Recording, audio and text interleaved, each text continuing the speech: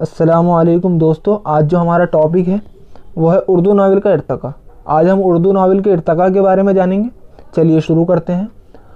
Urdu novel Urdu داستان کی ایک ارتقائی شکل ہے اور اسی کی کوکھ سے اس نے جنم لیا، مگر ہمارے ادب پر مغرب کا بھی احسان ہے کہ ہمارے بزرگ ادیبوں کی نگاہیں ادھر اٹھیں اور انہوں نے مغربی ادب سے قذف فیض کیا۔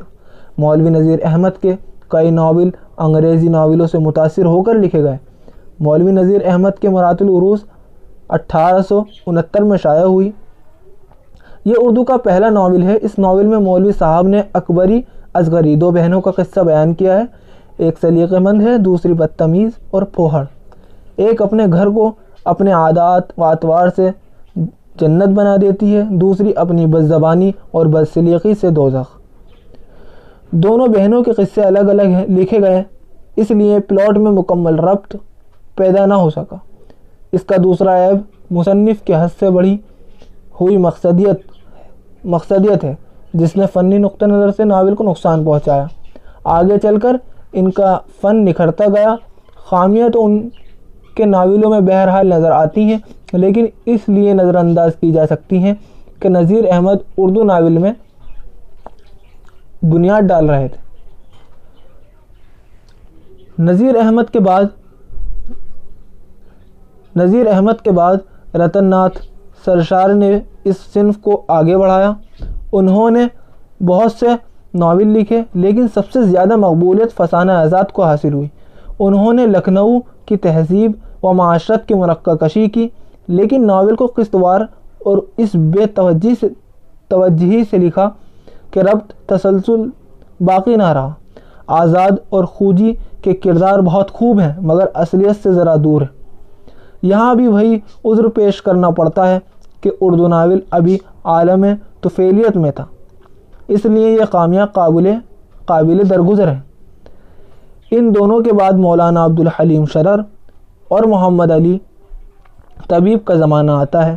یہ تاریخی ناول کا دور ہے جس میں اسلام کی عظمت و شوکت کے قصے دہرائے گئے۔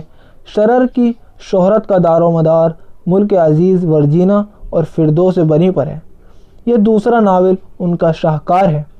شرر کی کردار نگاری کمزور ہے، لیکن اس سے بڑا عیب وہ تبلیغی جوش ہے جس نے ان کے فن کو نقصان پہنچایا۔ طبیب کی حیثیت بس تاریخی ہے۔ سجاد حسین ایڈیٹر اود پنج کا زمانہ بھی تقریباً یہی ہے۔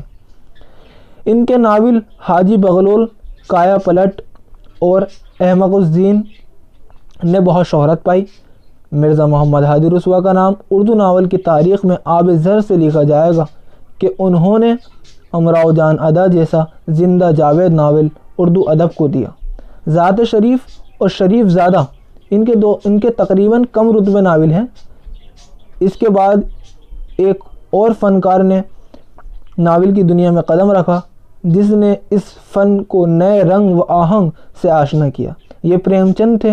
انہوں نے اردو ناول کو حقیقت نگاری سے آشنا کیا اور دیہاتی زندگی پیش کر کے اس کے دامن کو وسعت دی۔ گودان، میدان عمل، بازار حسن، گوشائے عافیت، چوگان ہستی ان کے مشہور ناول ہیں۔ پریم چند کے زمانے میں ہی ترقی پسند تحریک کا آغاز ہو گیا تھا۔ اس تحریک نے محنت کشوں کے مسائل کو ادب میں داخل کیا اور زندگی سے ادب کا رشتہ محکم کیا۔ محکم معنی جوڑ دیا۔ اس تحریک کے زیر اثر جو ناول لکھے گئے ان میں سجاد ظہیر کا لندن کی ایک رات،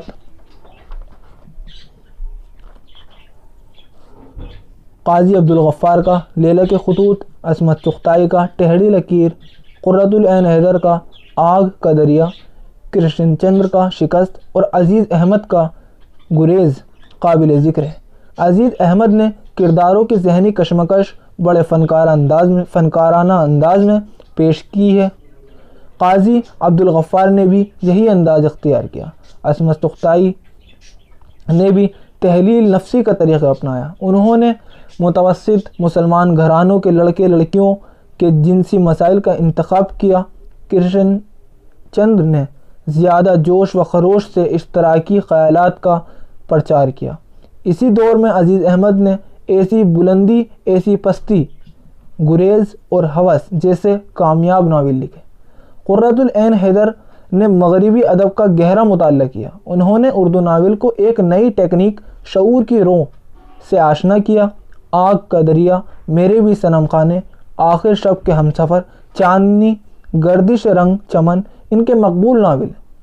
اردو ناول کے نقطہ نظر سے موجودہ دور خاص طور پر زرخیز دور ہے۔ تقسیم ملک کے بعد نئی سرحدوں کی دونوں طرف کشت و خون کا جو بازار گرم ہوا، اس نے فنکاروں کو ہلا کر رکھ دیا۔ ان کی تخلیقات میں اس خون داستان کی جگہ پائی۔ یہ دائرہ پھیلتا گیا اور عہد حاضر کے مسائل و مصائب ناول پر حاوی ہوتے گئے۔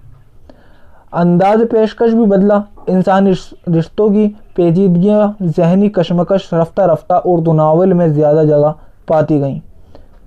فن میں زیادہ گہرائی آتی گئی۔ اس دور میں عبداللہ حسین کا اداس نسلیں اور باغ، شوکت صدیقی کا خدا کی بستی، خدیجہ مستور کا آنگن، حیات اللہ انصاری کا لہو کے پھول، راجندر سنگھ بیدی کا ایک چادر میلی سی، بلونت سنگھ کا معمولی لڑکی، قاضی عبدالستار کا شب گزیدہ،